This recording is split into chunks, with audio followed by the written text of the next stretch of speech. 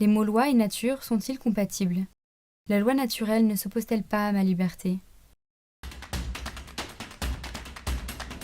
Tout d'abord, qu'est-ce que la loi naturelle? La loi naturelle n'est pas une loi physique ou une loi que l'homme s'est donnée à lui-même. Elle est une loi morale, universelle, inscrite dans la nature de l'homme, dans sa conscience.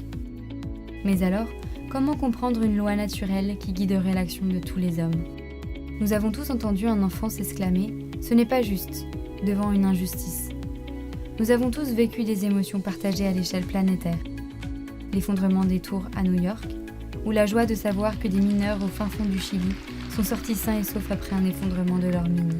Ces moments montrent l'expérience spontanée d'une conscience du bien et du mal, d'une conscience morale. Et ces exemples montrent que cette morale a un rapport étroit avec la vie humaine.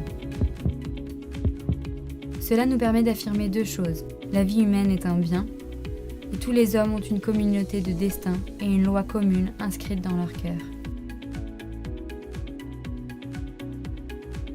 Si la vie humaine est un bien, on peut alors considérer comme bon tout ce qui la protège, l'interdiction du meurtre par exemple.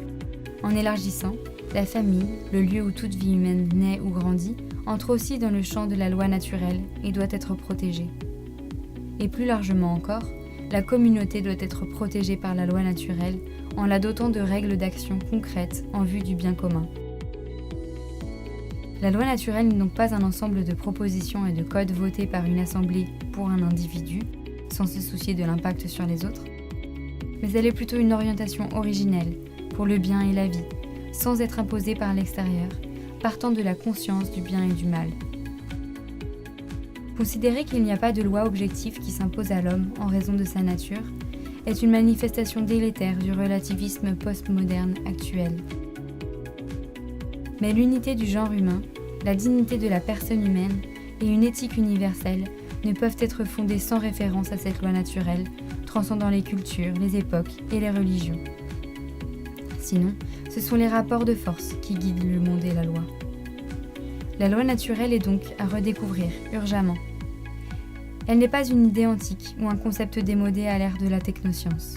C'est plus qu'une convention sociale d'un certain vivre ensemble.